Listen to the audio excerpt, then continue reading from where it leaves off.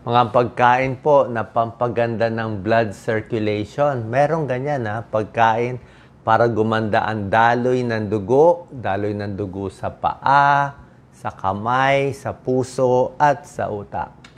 Okay? Ano muna senyales na kulang ang blood circulation? Pakita natin, Doc Lisa. Pwede mo focus. Pag kulang ka sa blood circulation, depende sa lugar. Kung sa paa, mamamanhid ang paa, nangingimay. Yan, no? Second, laging pagod. Pag naglalakad, hinahapo, baka kulang kasi yung daloy ng dugo, sumasakit ang paa. Sudden hair loss, nababawasan ng buhok sa paa, sabihin kulang ng blood circulation. Parang puno, kulang ang supply ng tubig sa mga dahon, kaya namamatay yung mga dahon. Swelling, namamaga ang paa, manas. Pwedeng may varicose veins. Ayan, number 5, senyales, varicose veins. Number 6, nagbabago ang kulay. Minsan, pag nalalamigan, nagiging blue o namumutla yung kamay at paa. Pwedeng kulang sa blood circulation. Yan, malamig ang kamay, malamig ang paa. Number 8, hindi lang artery sa paa may problema, pwede rin artery sa ari ng lalaki, kaya impotence, erectile dysfunction. Pag ambarado naman sa puso, chest pain yan, papunta sa heart attack. Kung barado naman sa leeg, barado sa utak, pwede naman ma-stroke. At kung may barang ang mga ugat-ugat, hihina din ang immune system at matagal maghilom ang mga sakit. So, pag barado ang artery, tawag dyan, peripheral artery disease. Pwede yan sa diabetes, overweight, aging, and smoking. Ano tong 12 na pagkain, pampaganda. Pero syempre, pag pumunta kayo sa doktor, bilang internist at cardiologist, syempre, pag nagpa-check up kayo sa doktor, may barado itong maugat nyo, bibigyan kayo ng gamot. May mga aspirin, baka bigyan kayo para sa diabetes, para sa cholesterol, merong mga clopidogrel, meron pa ibang ibibigay sa inyo. Kung vein naman, may ibang bibigay sa inyo. Kaya lang, itong binibigay kong tips, pang home remedy, kung mild lang naman ang sakit nyo, baka makuha na nito. Bawang, okay? Maraming pag-aaral ang bawang. Garlic, may allicin, pampaganda ng blood flow, pampababa ng blood pressure, may pag-aaral yan. Pag pinakain ng garlic after a month, mas maganda yung daloy ng dugo. Ang problem lang sa bawang, kung hilaw at maraming kinain mo at walang laman ng tiyan, baka ma-ulcer ka. Okay, so lutuin konti ang bawang, wag din sunog kasi pag sunog, wala na ring benefits. Number 2, sibuyas. Ito yung mga spices natin na maganda. Sibuyas may maraming antioxidant, anti-inflammatory, pampaganda ng circulation sa artery, vein, yan, may pag-aaral din siya. Gumaganda yung blood flow pagkakain ng mga sibuyas. Anti-inflammatory din siya. Number 3, mga gulay, spinach, kangkong, iba pa, mga talbos natin. Mataas siya sa nitrates, nagiging nitric oxide. Alam ng doctors yan. Pag nitric oxide, pampadilate, pampaluwag ng artery yan. Yan ang pampaganda ng circulation. Nitrate-rich foods. May pag-aaral nga, gumaganda blood flow. Okay? Sari-saring gulay. At high fiber. Siyempre, pag high fiber, maganda ang pagdumi mo. Pag maganda pagdumi mo, hindi ka umiire. Ang pag-ire, hindi maganda. Nakakalaki ng varicose veins ang pag-ire. Pag-ire, nakakalaki ng almoranas, ugat din yan. At pag-ire, pwede mag-cause ng baradong puso at heart attack. Ulitin ko ang pag-ire, bawal na bawal yan sa may sakit sa puso.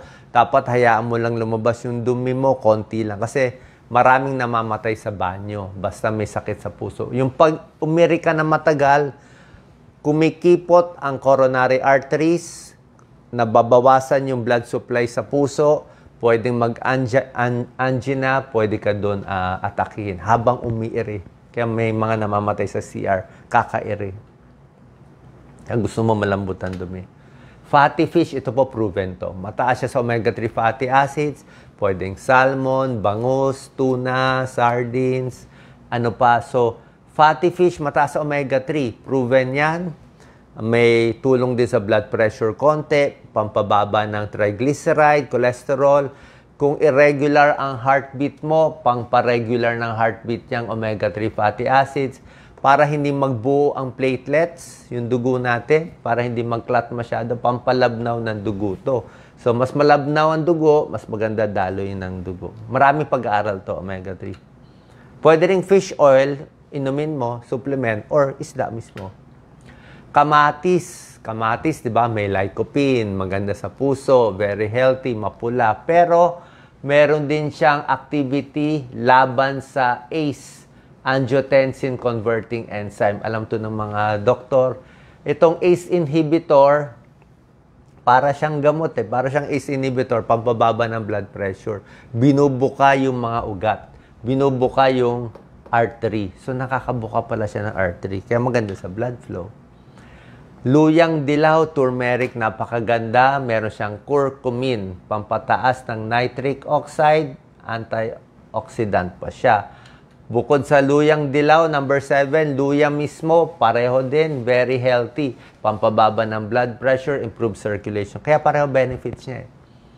So, pwede ito kainin. Sabi ko lang ang problema, wag lang masyadong matapang, baka humapdi yung tiyan. Pwede gawing salabat, sama sa pagkain. Pag nagluluto nga si Doc Lisa, gusto ko naluluto konti ang luya. Tapos kinakain ko rin yung luya. Hindi marami, kung ilan lang kaya ko. Okay, pero dapat may pagkain, may kanin para hindi humapdit yan ko. Tsaka maraming tubig. Citrus fruits. Okay, ano mga citrus fruits? Orange, suha, kalamansi, dalandan, lahat yan. Mga grapefruit, napakaganda. Mataas sa vitamin C. Vitamin C, antioxidant, diba? So, bawas inflammation. Pampaganda nitric oxide product. Ito, pag uminom ng 2 basong orange juice every day, ginawa sa isang pag-aaral, gumanda yung blood vessel nila. Mas naging bata, mas gumanda blood flow. At ang citrus fruits, bawas stroke. May pag-aaral, nakakabawas ng stroke. Strawberries, very healthy. Okay, Baguio strawberries. Hindi lang strawberries, wala tayo nito cranberry, blueberry, raspberry, pero lahat yan very healthy. Anti-cancer na siya at maganda epekto sa blood flow. May antioxidant, anti-inflammatory. Isa sa pinakamaganda. May pag-aaral siya, bawas inflammation, mga interleukin. Pinapaganda niya. So, very healthy to. Gawa ng Diyos yan Diba? Kaya kung may strawberry, alam mong medyo mahal, pero very healthy siya. Walnuts sa mga mani, ito ang maganda. Okay, may L-arginine, may vitamin E, maganda rin epekto sa blood vessel, sa bawas pamamaga at sa blood pressure kasi may tulong. Pero konti lang, isang dakot lang, high protein pa siya. Healthy siya talaga, high protein. Protina galing sa mani, hindi galing sa baboy at baka. Sili, cayenne pepper, may capsaicin. Ito nga, pinapahid yan sa mga sugat Hindi pala sugat. Pinapahid sa mga joint pain. Pag masakit ang tuhod, masakit ang siko, pinapahid yan Merong mga cream para sa pain reliever, nilalagyan ng capsaicin. Kasi nga, pinapa-increase niya yung blood flow. Gumaganda yung blood flow dito. Okay? Kung ang sakit mo sa kamay, gaganda blood flow, mawawala yung sakit. Kasi pag marami ng daloy ng dugo, mas naaalis niya yung mga dumi-dumi na galing sa injury kung napilay man kayo. So, pag kinain rin to, maganda rin epekto sa katawan, gaganda rin blood flow. Kaya lang, ang problema lang, konti lang makakain mo. Kasi baka humapdi naman ang tiyan mo. Kaya after meals, it stimulates the release of nitric oxide, maganda blood vessel function, reduce buildup of plaque sa arteries. Cinnamon, di ganun ka-available sa atin, pero meron ding a few studies, maganda sa blood flow, maganda para sa mga diabetic, nakakababa konti ng blood pressure. So, yan ang mga pagkaing dadamihan natin para gumanda blood circulation, bukod sa bigay ng doktor. Pero, meron pa tayong ibang mga magagawa na home remedies. Siyempre, sigarilyo, air pollution, dapat talaga tigil. Yan ang pambara. Okay? Bawas din stress. Stress nakakabara, tumataas ang cortisol level. Inom ng maraming tubig, stay hydrated. 8 to 10 glasses, di ba? Maraming tubig, maganda yan. Mas malabnaw yung dugo mo. Kasi kung dehydrated ka, masisira yung lining ng cellula, mamamaga pa yung mga katawan natin, di ba? Mababawasan yung blood flow. Healthy diet, huwag magpapataba, at itong mga gagawin. Paglalakad, yan. Galaw-galaw para hindi pumanaw. Dapat naka-rubber shoes para hindi sumakit ang paa. So, unti-unti, walking, kasi pinapump mo yung mga veins no? Kung may varicose veins ka, galaw-galaw. Ito, habang nag-video tayo. Galaw-galaw paa. Pag naglakad, yung mga naipon na dugo dito sa binti, aakyat yan. Kasi pinapump niya Pinipiga niya yung varicose veins mo para umakyat yung dugo, pumunta sa puso, pumunta sa kidneys, maihi mo, gumanda circulation. Pag naglalakad, maganda sa puso, circulation sa utak, circulation, napakaganda. Pag nakaupo nga buong araw, mas maganda nga malikot-likot lakad-lakad. Kaya bawal nakaupo matagal. Massage, okay? Nagmamassage, maganda epekto dito sa balat natin, yung kaya namumula-mula yan, pati blood flow sa ilalim, gumaganda kaya namumula. Okay? It stimulates blood flow kaya relaxing sa mga muscles. At pwede rin masahe sa paa. Ang tip nga, masahe dapat pataas lang. Huwag pababa, lalo na kung may varicose ka. Kasi yung varicose veins natin, paakyat ng dugo Pag binaba mo, baka maipit, baka pumutok, dumugo pa. Diba? So, pag ganyan.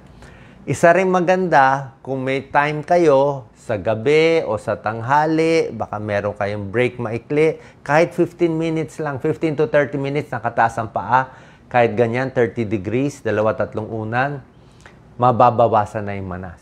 Lalambot yung binti. Yung mga naiipon dugo, bababa. At least, liliit yung paa mo sandali. Marirelax ka. Kasi pag buong araw nakatayo, nakaupo, papuno ng dugo yan. Okay? Pamanas ng pamanas. So, dapat sa gabi, nababawasan. O kung makakadaya ka sa tanghali, nababawasan. Kung kaya mo mas mataas, mas maganda. 45 degrees. Hindi ko lang pinapayo yung 90 degrees. Siguro yung iba kaya. Masakit lang sa likod. Healthy foods, tulad na sinabi ko, high fiber, at kailan magpapa-check up sa doktor. Okay? Ito yung mga bad sign, di ba? Hindi lang namamanhid, talaga nagbo-blue na. Ano pa bad sign? Nagsusugat na. O hindi ka na mahina pakiramdam. Ayaw gumaling yung sugat. O hindi na po maganda yan. Papa-check na, delikado yan, lalo na sa paa. Kasi pwede maputol yung paa Kaya yan ang problema pag laging poor blood circulation, hindi maganda sa paa, hindi maganda sa puso, hindi maganda sa utak. Lalo na pag medyo senior na tayo, kailangan na natin gawin itong mga exercise.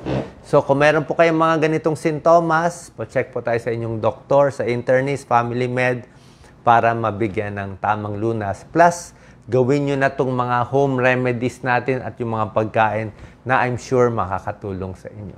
God bless po.